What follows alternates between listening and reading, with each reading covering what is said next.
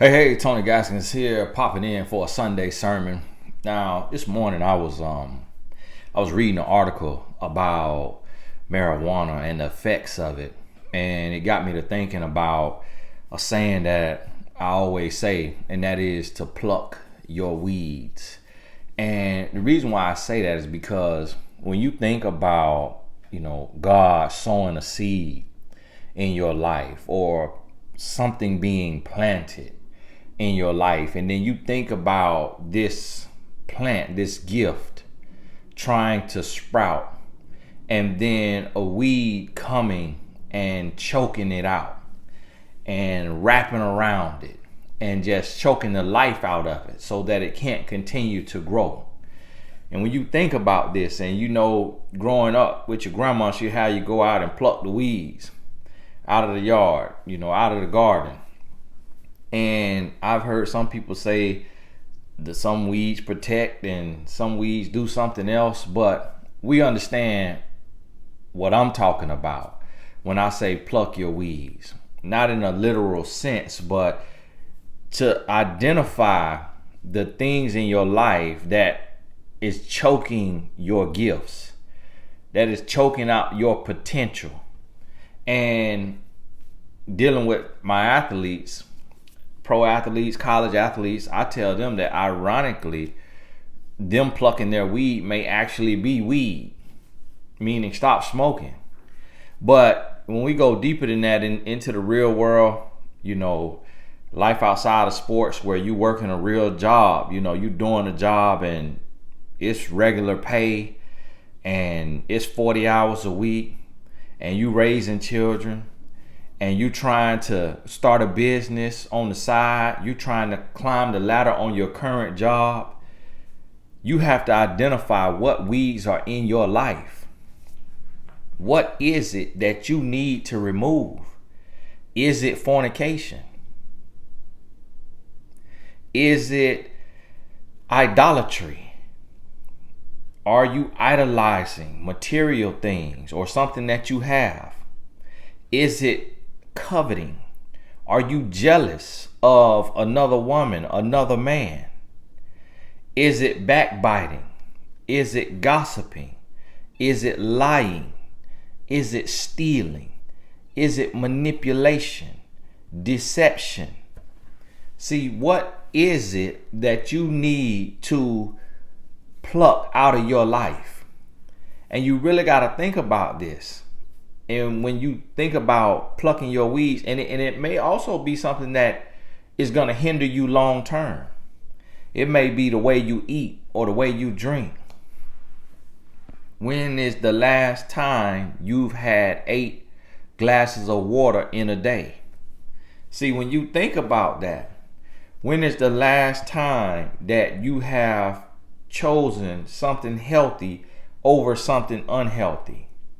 When you think about that and you ask yourself, how am I hindering myself?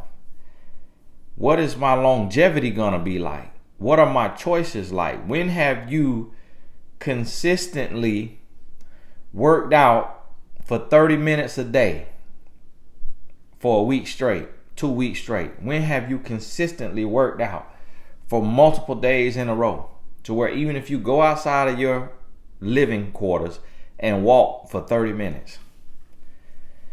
When have you read your Bible consistently? When have you read a book or listened to a book consistently? Now, some of you consistently watch one of these videos every day. I've heard some of you tell me that. And it's going to edify you and uplift you and inspire you and teach you something. So it is adding to your life. Now, if this was a gossip channel, if this was a tea channel about all the latest celebrity gossip, that wouldn't be adding to your life. So see, you got to look at the things in your life and ask yourself, what do I need to pluck out of my life?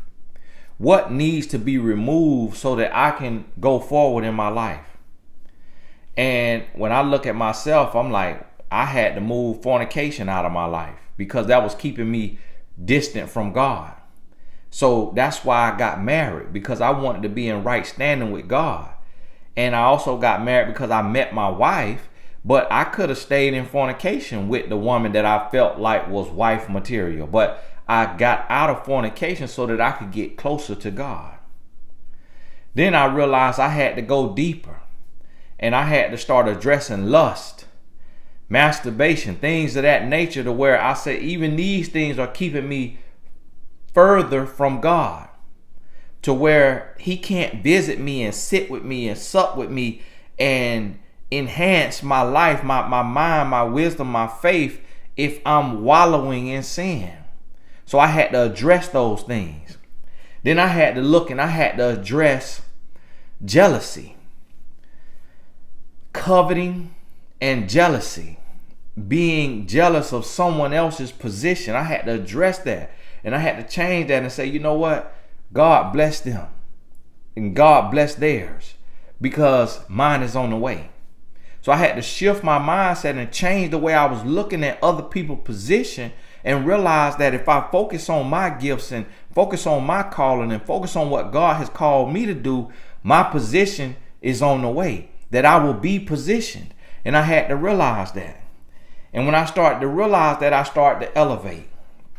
So see, as I plucked these weeds, things got clear. And so now the seed that was planted, it could sprout and it could grow. And now it could form deeper and deeper and deeper roots in my life. And it became a stronghold to where now my gifts are planted firmly. So now when the waves come, when the rain comes, it's nourishing me instead of uprooting me. When I'm going through tough times, it's making me stronger instead of ripping me out the ground, because my roots had time to sink in, because I had plucked the weeds. I had plucked the things around me, the parasites and everything that was coming to devour me, to take control of my life. I removed those things. So I took and used my insecticide, pesticide, this organic, but to get the pest out of my life, to get the insects that come to chew on my leaves that's growing, get them out of my life. I had to remove certain people. I had to remove certain language, certain way people talk. I don't even curse. I don't say curse words. You know why? Because a curse word is profanity. And that's why we call it profanity. And for it to be profanity, that means it's profane. And when you first start cursing, you realize these words are separated from children, because we see it as adult words. If there was nothing wrong with it, we would not mind a 5-year-old calling his teacher a B word and telling her, hey, shut the F up, B. But see, we get grown and we try to say, oh, that's not profanity. There's no such thing as profanity. All right, let your child cuss you out then. I removed profanity from my language as a young man. I probably was in middle school, high school, when I stopped cursing. Now, I had to curse out one of my girlfriends in college. But after that relationship, I stopped cursing. I was 21 years old. I'm 36 today. I ain't said a curse word in public, in conversation in 15, 16 years. And when I say curse word in public, I don't curse in my mind either. I ain't sitting there cussing people out in my mind either. But I'm saying I stopped cursing because, you know why? I just wanted to be pure. I took it that serious, all the way down to something like that. I just want to be pure. I just don't want something that's going to alter my spirit, something that's going to trigger my spirit, something that's just going to derail me. I just want to be pure. I want to be pure so I can operate from a pure place. You see what I'm saying? I don't get drunk. I don't get high because I want my body to be pure. It's certain days to where it's just certain things I don't want to eat. Just certain things I don't want. It's just certain time I just want to fast. I just want to let my body process. I just want to let just everything settle.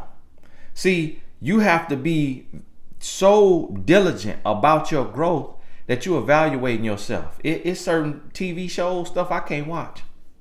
I don't watch reality TV that deal with following people's life and they gossip and all of that, all the housewives and all the lust and music shows. I don't watch none of that. All the shows that's all contrived and fake, I don't watch none of that.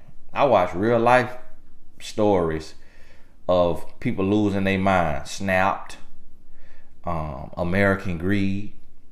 I watch shows that's based on real life because it teach me a lesson, to keep me honest, to show me what can happen if you get beside yourself, if you stop living a righteous lifestyle, where you could end up. First 48. I watch real life shows. I don't watch reality TV because it's gonna just junk up my spirit. It's gonna junk up my spirit. I don't listen to secular music. I don't put the secular music on in my car. Only time I'm listening to secular music if I'm studying a rapper and I'm actually listening, if he actually talking about his life and what he was doing, and I'm studying that man, I'm studying men, I'm studying manhood, and I'm listening to it, and I'm hearing the message, and I'm hearing what the youth are hearing, so that I know what messages I have to combat. But I don't listen to it for enjoyment because it's not uplifting my spirit, unless it is a uplifting song.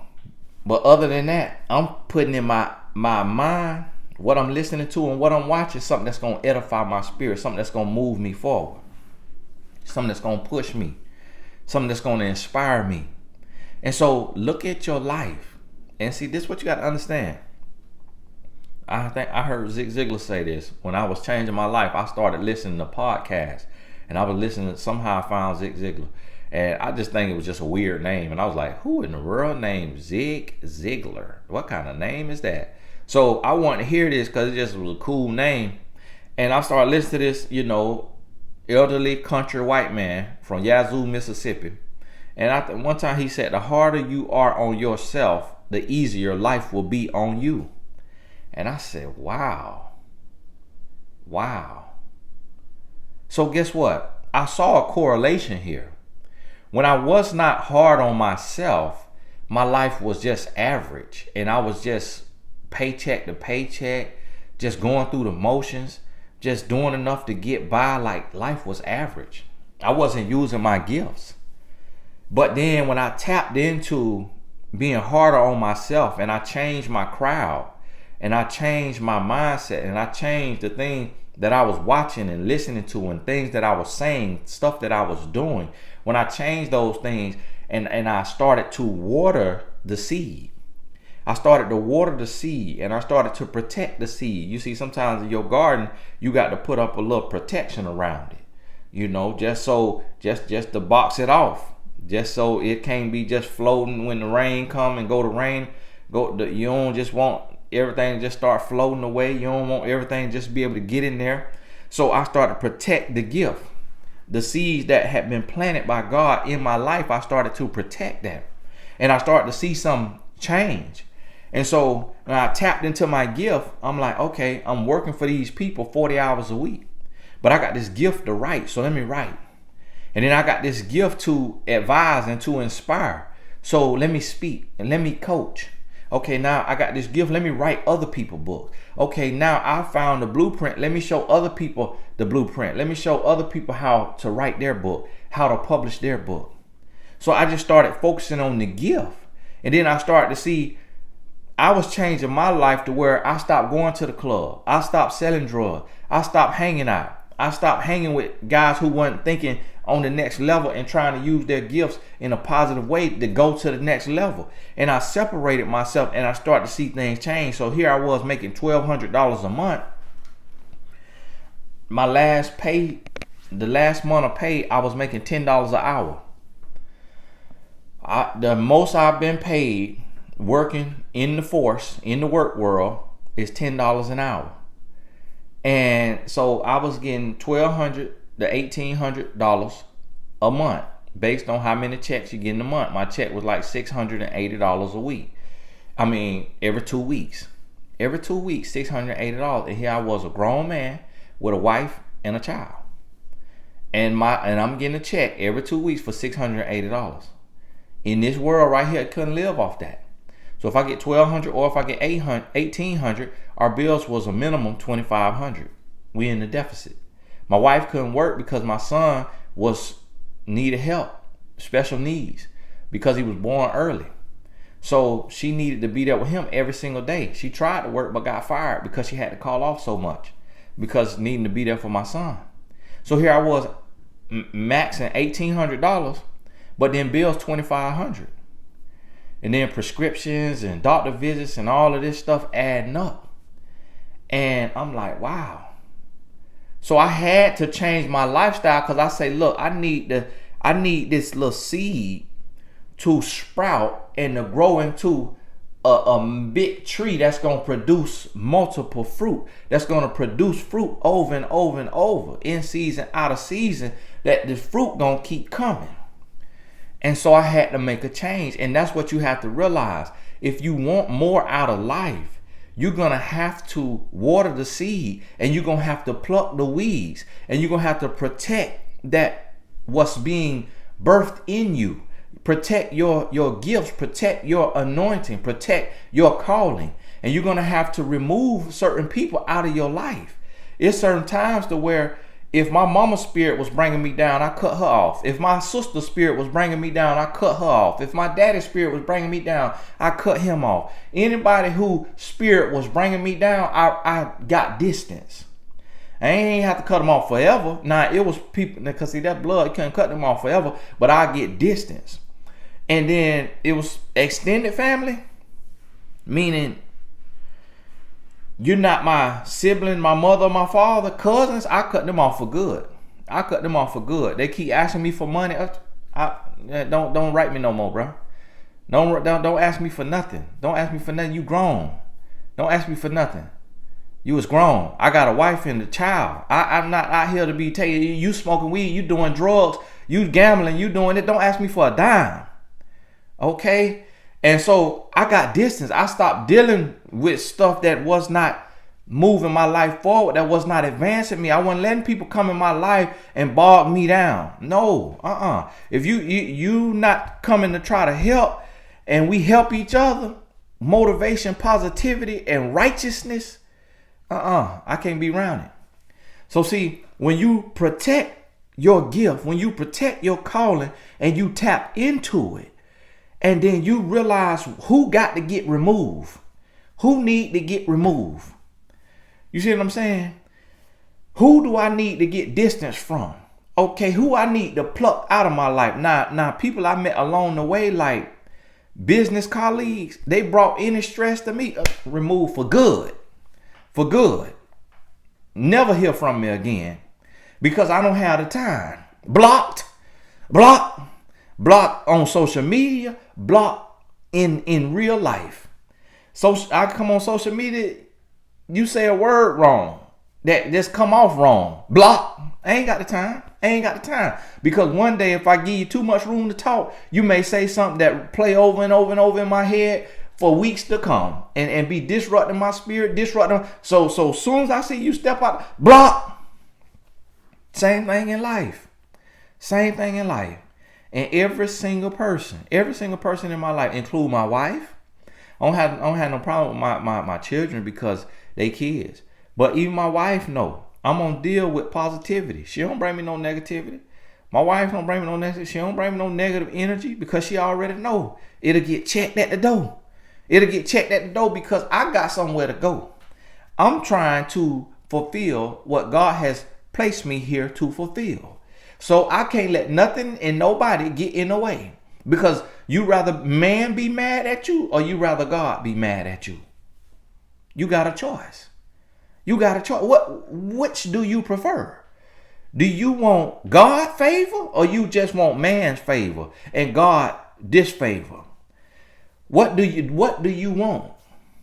And so you have to come to a place to where you plucking your weeds. You plucking these weeds, and you removing the people and the things, because for some people it's not people that's in your way. It's your substances that you putting in your body. It's the things that you listening to or that you watching. It's your habits that you have behind closed doors that's hindering you. See, sometimes you got to pluck yourself. Sometimes you got to prune yourself. See, you're going to have to address yourself. You're going to have to address your mindset. You're going to have to address your nastiness. See, you might be your own worst enemy. You might be your own problem. And see, that need to be your last worry. See, you shouldn't have to worry about yourself. You shouldn't be a hindrance to yourself.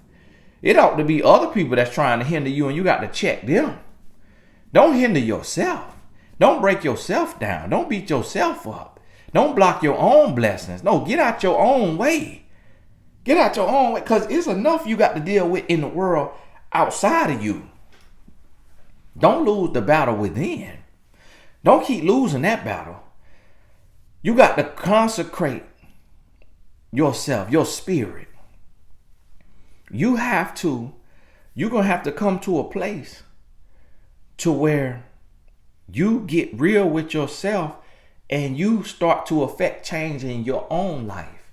Then you can inspire others. You got to get a hold of you.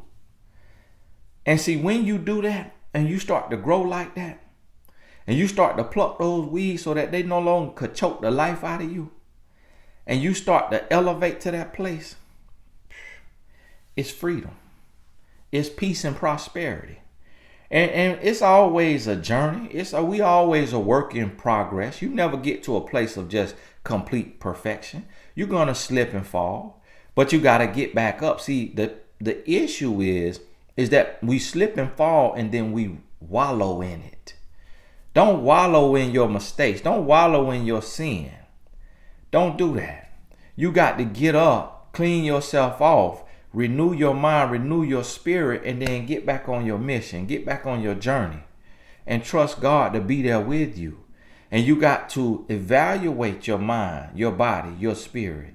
You got to evaluate your life in every area of your life, every aspect of your life, and you got to address your sin. You got to address your nastiness. You got to address those weeds that's choking the life out of you, that's choking the prosperity out of you, that's choking the gift out of you. And see, sometimes it's not physical, it's spiritual. Because if you believe in God and you trust God and you know God is real, then you know from whence your help cometh from. You know where your blessings come from. So if you know where your blessings come from, then you have to understand that God cannot bless your mess. Meaning, if you are in willful sin, God cannot pour out and unleash all of the blessings that he has for you in that space, because it will destroy you. Because who would a good spirit be to send good things to your life when you are wallowing in the bad things? The bad will just taint and destroy the good. So you can't receive all the good for you when you are settling and complacent with the bad things. Because if the good comes, it will reinforce the bad. Because you'll say, oh, well, I'm doing this behind closed doors. I'm doing that behind closed doors. I'm wallowing in this. I'm indulging in this. And yet I got a promotion. I got a bigger business. I got more clients. I got more customers. Oh, I don't have to change anything. And see, that's why I tell you, see, God sends blessings, gives gifts, and adds no sorrow, as the good book says. But see, what the adversary will do is send you a snare. So see, in the midst of your sin, in the midst of you doing the wrong thing, you will get what you perceive as blessings, what you call as blessings. Your points per game go up. Your assists per game go up. Your money goes up. Your client base goes up. Your job give you a promotion. And so you looking at the situation and you say, whoa, hold on. So I must don't have to change this over here. Oh, I could keep doing that. I could keep getting into my pornography. I could keep dealing with my fornication. Oh, I could keep smoking my weed and doing my drugs, snorting my little powders, abusing my little pain pills. Oh, I keep doing that because I'm getting blessed over here. I'm getting more money. I'm getting more opportunity. I'm getting, I ain't got to change nothing. See, that's the adversary sending you a snare to get you comfortable and complacent in your nastiness. And then when you least expect it, you'll be sift like wheat. When you least expect it, you'll be exposed. When you least expect it, it'll cost you everything. When you least expect it, see, when you get complacent, you will get replaced. And that's what you have to understand. Do not get complacent in your mediocrity. Do not get complacent in your averageness.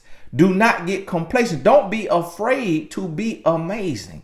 Don't be afraid to be perfect, to strive for perfection. Don't be afraid to strive for excellence. Don't be afraid of the next level. Don't be afraid of greatness. Don't be afraid to get married and get out of fornication. Don't be afraid to abstain from sex and be seen as a prude or a nun or a goody two-shoes. Don't be afraid to stop cursing and be looked at as awkward because you don't want to give in to profanity. Don't be afraid to stop smoking, to stop getting drunk, to stop gambling and be looked at as, oh, you think you better than me. Don't be afraid of excellence.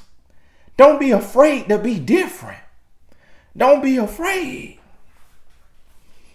See, I'm a 36-year-old black man in America with no college degree.